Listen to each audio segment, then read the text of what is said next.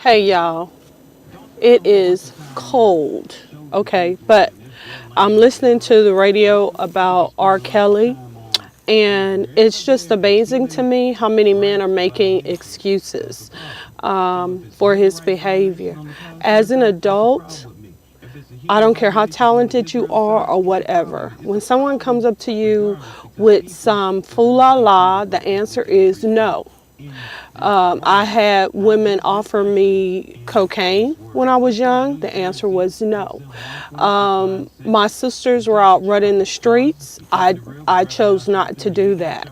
There has been things that I've done when it comes to peer pressure, ergo these blonde locks. But this would not get me put in jail. Okay? This does not include me doing something to harm another person. And so wrong is wrong, right is right. Even children know what's wrong and what is incorrect. So there's no excuse. I mean, he's still got to go to court. They're going to see all the evidence, and that'll be that. But it's just really surprising to me, and I really am surprised that so many grown people who are living in their own lives will completely throw out the victims, attack the victims, or when it comes to showing empathy, they're showing empathy for R. Kelly over these people. A message that I'm getting is if you have money or you're popular, you can do anything that you want. And didn't we hear that from Donald Trump when he said, I just grab him by the pussy. I just go in there and kiss him like a bitch, you know, because when you're a celebrity, you can do that. And isn't that the same thing that Bill Cosby said, that these are thigh gappers or whatever? Isn't it the same reason why Hugh Hefner was able to have all these young girls be his girlfriend? Because he had money, he had influence, he had power.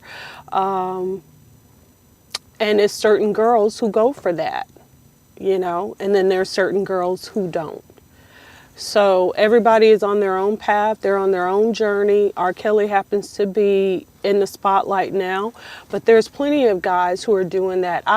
Years ago, my son used to run track. I would go to the track field with him, and while he would be on the field, I would be sitting in my car, listening to the radio or on my laptop doing work, you know, answering emails or whatever.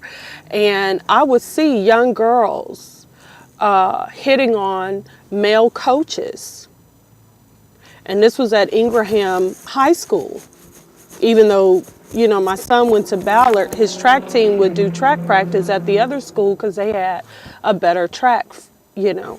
And I would see, you know, I've been to the community center here in my city in Tukwila, where the young people that are coming to the community center have relationships with the adults, grown married people. And they're, you know, black and they're men. And how these guys are kind of like in a trance with this. It feeds their ego somehow that these young people want to be with them. The reason why they try to become celebrities and they try to get money and they're selling drugs and doing all of this stuff to get money so that they can have these fancy cars and pull these young people towards them. This is what their interest is. You know, and it wasn't that long ago when these grown men, 50 years old, could get with a 12-year-old and the daddies were hooking them up, and that's what was happening, you know, and that's ingrained in people. And looks like the ones who are falling for it more so than anybody else is a certain kind of a man. Doesn't matter